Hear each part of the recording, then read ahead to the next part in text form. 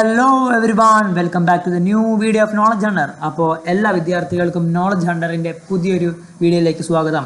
അപ്പോൾ എല്ലാവരും ഉഷാറായിട്ട് പഠിക്കുന്നുണ്ടല്ലോ എന്ന് ഞാൻ വിശ്വസിക്കുന്നു.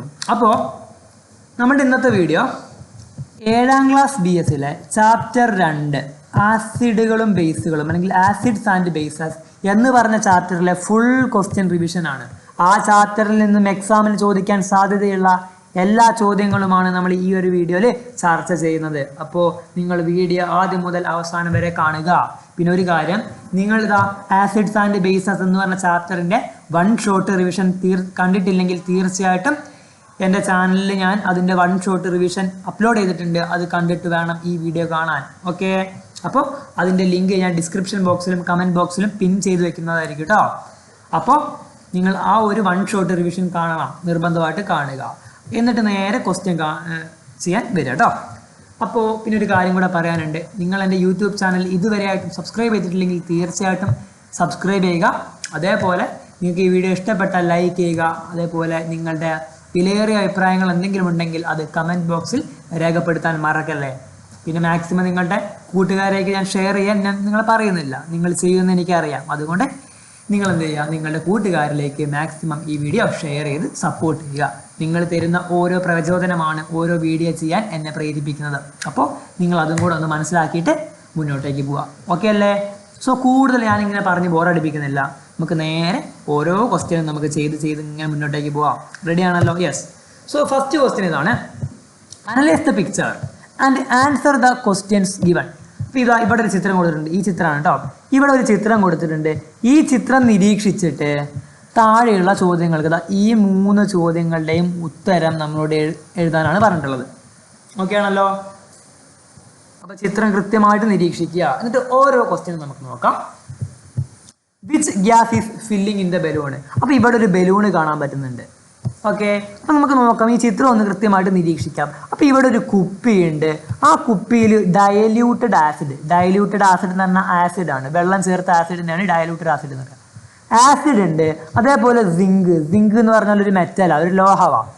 അതേപോലെ നമുക്കിവിടെ ഒരു ബലൂൺ ഫിറ്റ് ചെയ്ത് കാണാൻ പറ്റുന്നുണ്ട് അല്ലേ. ഇതാ ഈ നമ്മളുടെ ബോട്ടിലിൻ്റെ വായു ഭാഗത്തായിട്ട് ഇതുപോലെ ഒരു ബലൂൺ ഫിറ്റ് ചെയ്തിട്ടുണ്ട്.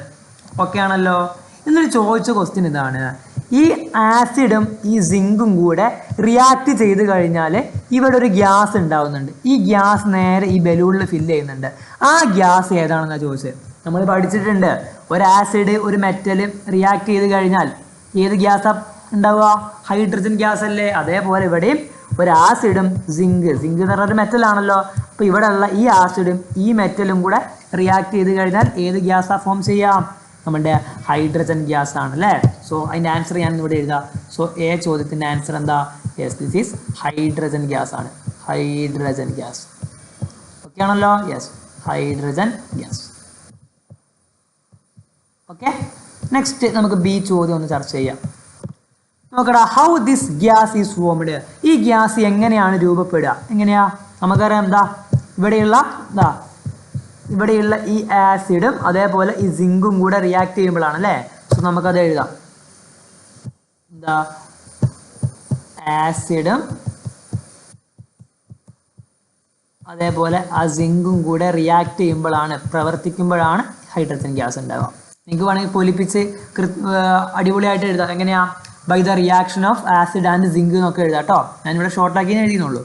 ഇനി നമുക്ക് സി ചോദ്യം നോക്കാം. Write the important feature of the gas you studied.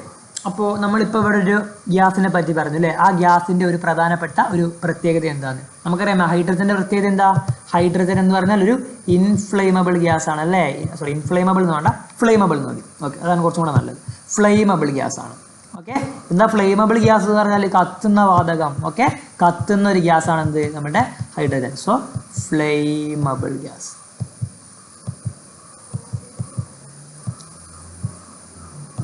Flammable gas. Ready? ഈ 3 ക്വസ്റ്റ്യൻ്റെ ആൻസർ കൃത്യമായിട്ട് മനസ്സിലായല്ലോ. ഓക്കെ അല്ലേ? നെക്സ്റ്റ് ക്വസ്റ്റ്യൻ നോക്കാം.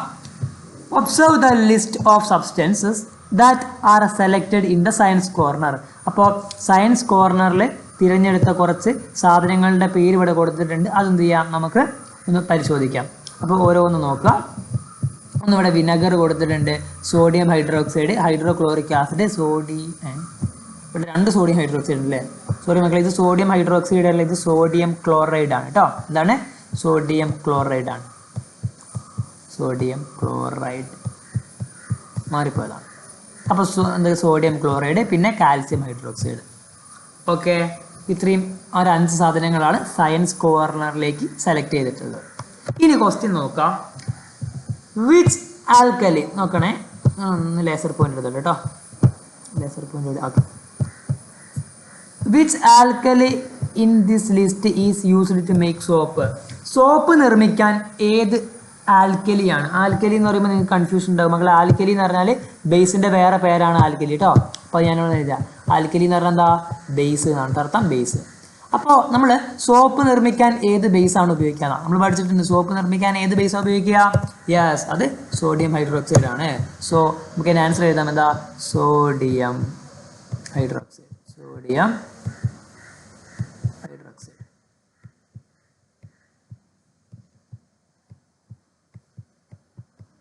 Okay, yes. നെക്സ്റ്റ് നോക്കാം.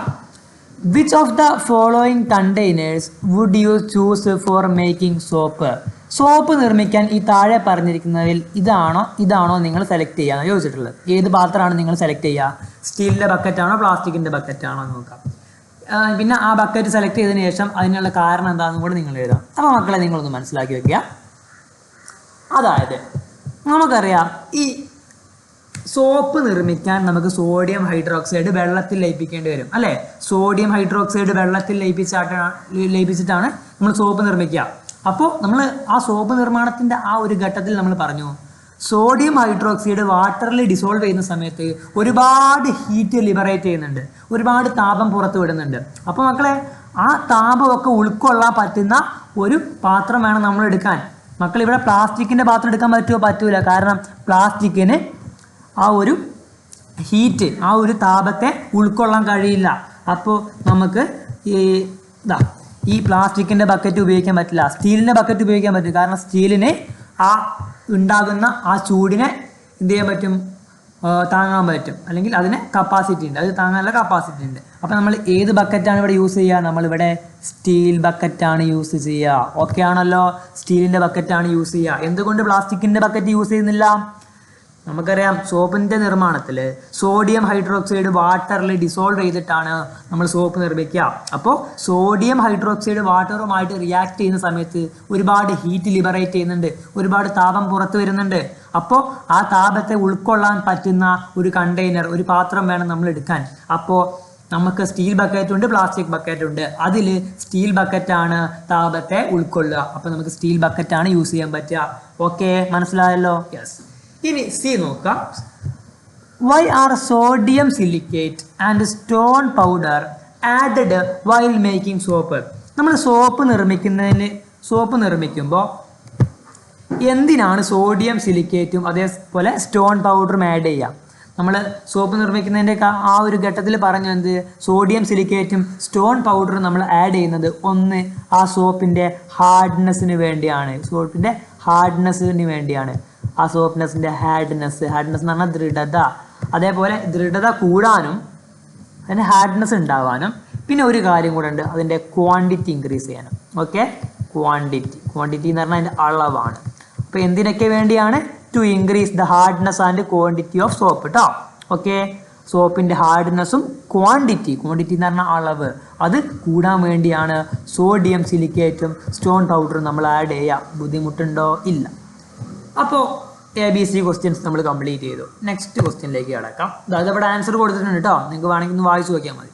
ഓക്കെ, അടുത്ത് നോക്കുക.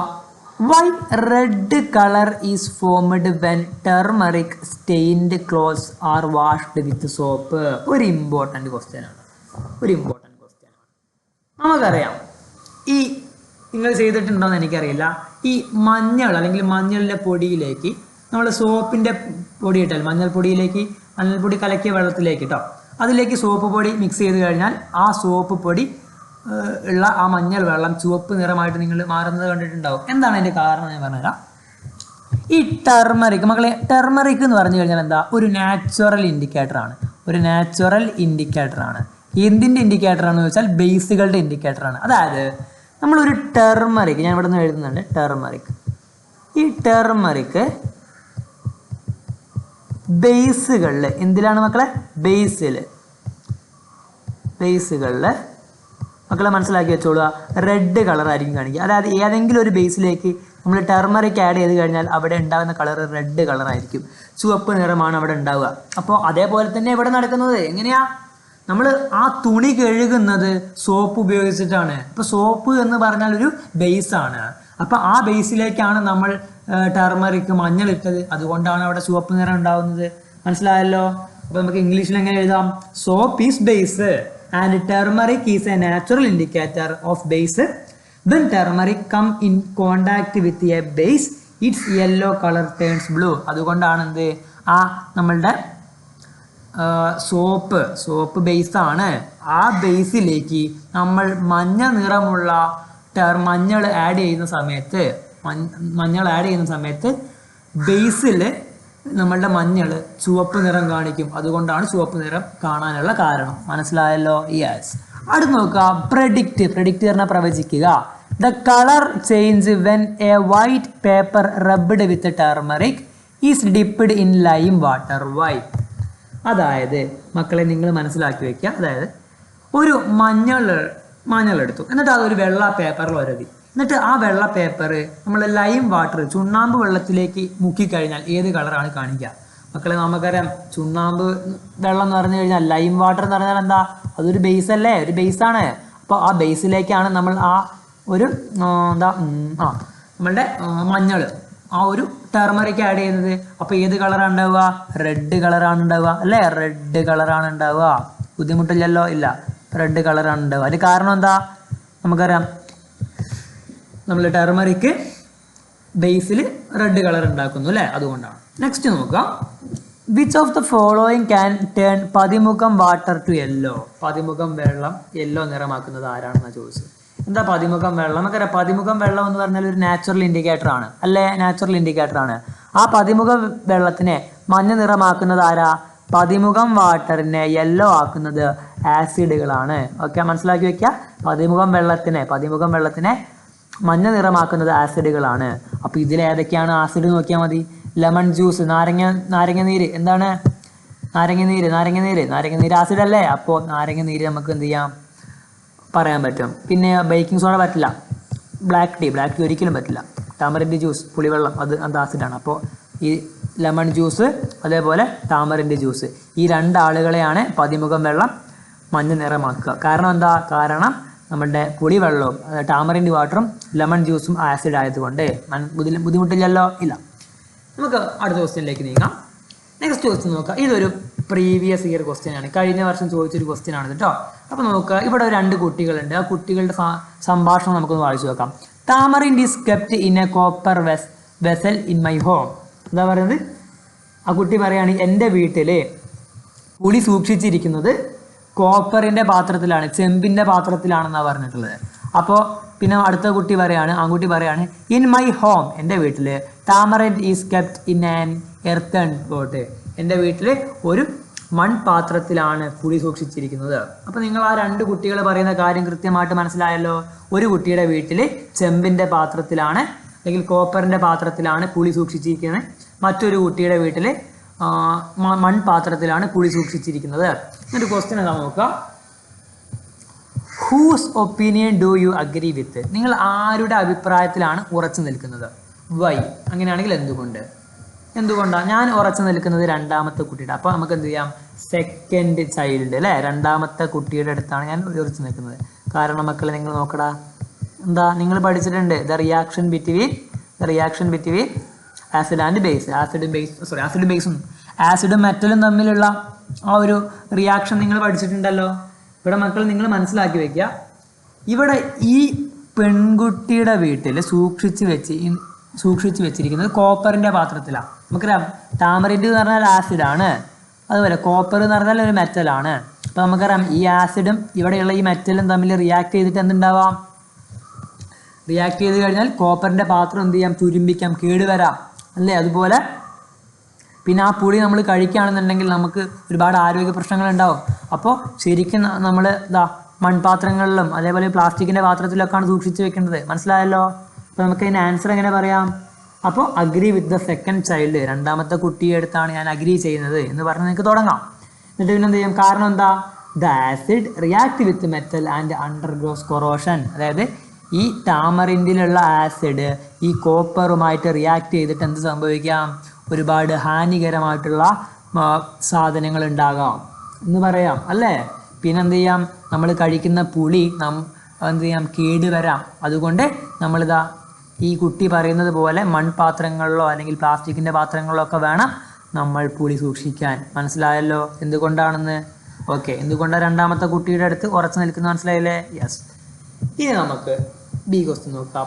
Following are the use of some substances, complete the table on the basis of their use.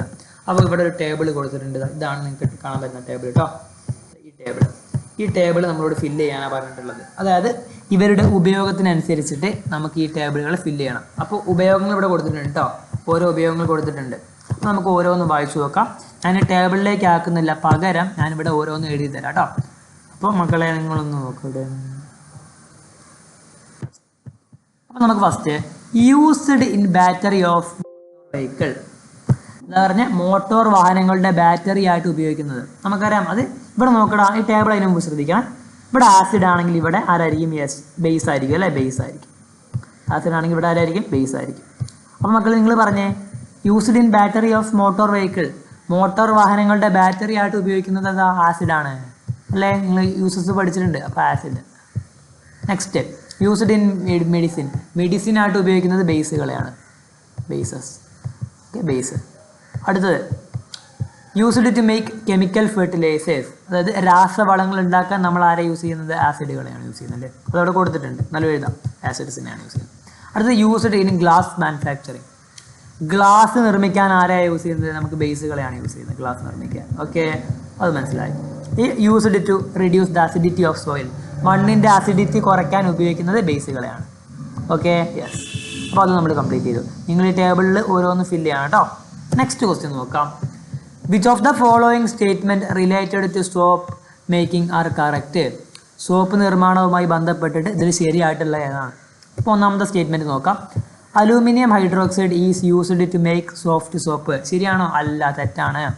അടുത്ത് calcium hydroxide is used to make soap. നമ്മൾ soap നിർമ്മിക്കാൻ calcium hydroxide ഉപയോഗിക്കുന്നുണ്ടോ? ഉപയോഗിക്കുന്നില്ല. അത് തെറ്റാണ്. അടുത്ത് sodium silicate and stone powder are used to increase the hardness and quantity of soap. അത് ശരിയാണ് അല്ലേ? Next potassium hydroxide is used to make soft soap. Soft soap നിർമ്മിക്കാൻ നമ്മൾ പൊട്ടാസ്യം ഹൈഡ്രോക്സൈഡ് ആണ് യൂസ് ചെയ്യുക. അതും ശരിയാണ്. അപ്പോൾ ഇതിൽ ഏതൊക്കെയാണ് ശരിയായിട്ടുള്ളത്?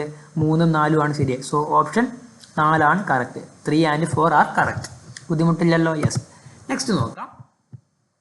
ലാസ്റ്റ് ക്വസ്റ്റ്യൻ ആണ് നമ്മുടെ ലാസ്റ്റ് ക്വസ്റ്റ്യൻ ആണ്. Identify the strong acid from the following. അപ്പോൾ ഇവിടെ കുറച്ച് ആസിഡുകളുടെ പേര് കൊടുത്തിട്ടുണ്ട്. അതിൽ നിന്ന് സ്ട്രോങ് ആസിഡ് ഏതാ തിരഞ്ഞെടുക്കുക? നമുക്ക് ഓരോന്ന് വായിച്ച് നോക്കാം. ബട്ടർ മിൽക്ക് സ്ട്രോങ് ആണോ? അത് സ്ട്രോങ് അല്ല. അപ്പോൾ അതല്ല. ഓക്കെ, അപ്പോൾ ഇവനല്ല. അടുത്ത് hydrochloric acid. Hydrochloric acid strong acid ആണ് അല്ലേ? അപ്പോൾ അത്. വിനാഗിരി വേണ്ട, സ്ട്രോങ് അല്ല. അടുത്ത് ലെമൺ ജ്യൂസ് സ്ട്രോങ് ആസിഡ് അല്ല. സൾഫ്യൂരിക് ആസിഡ് സ്ട്രോങ് ആസിഡ് ആണ് കേട്ടോ. അപ്പോൾ സ്ട്രോങ് ആസിഡ് ആയിട്ടുള്ള 2 ആളുകളുണ്ട്. ഒന്ന് ഹൈഡ്രോക്ലോറിക് ആസിഡും മറ്റേത് സൾഫ്യൂരിക് ആസിഡും. Okay, write the 2 uses of sulphuric acid. Sulphuric ആസിഡിൻ്റെ 2 ഉപയോഗം. ഒന്ന് നമുക്കറിയാം, ഒന്ന് കെമിക്കൽ ഫെർട്ടിലൈസർ ഉണ്ടാക്കാൻ വേണ്ടി, പിന്നെ നമ്മുടെ വാഹനങ്ങളുടെ ബാറ്ററിയിൽ അല്ലേ? ഈ 2 ഉപയോഗമാണ് സൾഫ്യൂരിക് ആസിഡിൻ്റെ. സി ക്വസ്റ്റ്യൻ നോക്കുക. Write the precautions while handling acid in test tube. Test ട്യൂബിൽ ഇപ്പോൾ ആസിഡായിട്ട് നമ്മൾ കൈകാര്യം ചെയ്യുകയാണ്. അപ്പോൾ നമ്മൾ ശ്രദ്ധിക്കേണ്ട കാര്യങ്ങൾ എന്തൊക്കെയാണ്? എന്തൊക്കെ കാര്യങ്ങൾ നമ്മൾ ശ്രദ്ധിക്കണം? നമുക്കറിയാം. ഒന്ന്, നമ്മൾ എന്ത് ചെയ്യണം? നമ്മൾ എന്ത് ചെയ്യണം? നമ്മൾ ഒരു ഡ്രോപ്പർ യൂസ് ചെയ്യണം അല്ലേ? ഡ്രോപ്പർ യൂസ് ചെയ്യണം. പിന്നെ ഗ്ലൗസ് യൂസ് ചെയ്യണം അല്ലേ? ഓക്കെ, എന്താ ഡ്രോപ്പർ ഉപയോഗിക്കാനും ആ ഗ്ലൗസൊക്കെ ഉപയോഗിക്കാനുള്ള കാരണം? ഇപ്പോൾ നമുക്കറിയാം, ആസിഡൊക്കെ കൈകാര്യം ചെയ്യുന്ന സമയത്ത് നമ്മളുടെ കയ്യിലേക്ക് ഈ ആസിഡ് ആയി കഴിഞ്ഞാൽ പൊള്ളൽ വരാനുള്ള ചാൻസ് ഉണ്ട്. അതുകൊണ്ടാണ് നമ്മൾ ഡ്രോപ്പർ അതേപോലെ ഗ്ലൗസൊക്കെ ആസിഡ് ഉപയോഗിക്കുന്ന സമയത്ത് നമ്മൾ ഉപയോഗിക്കാൻ കാരണം. ഓക്കെ ആണല്ലോ? അപ്പോൾ ഇത്രയാണ് ഇന്നത്തെ വീഡിയോയിൽ. അപ്പോൾ എല്ലാവർക്കും താങ്ക് യു. സോ അടുത്തൊരു വീഡിയോ ആയിട്ട് വീണ്ടും വരാം. അതുവരേക്കും എല്ലാവർക്കും ബൈ.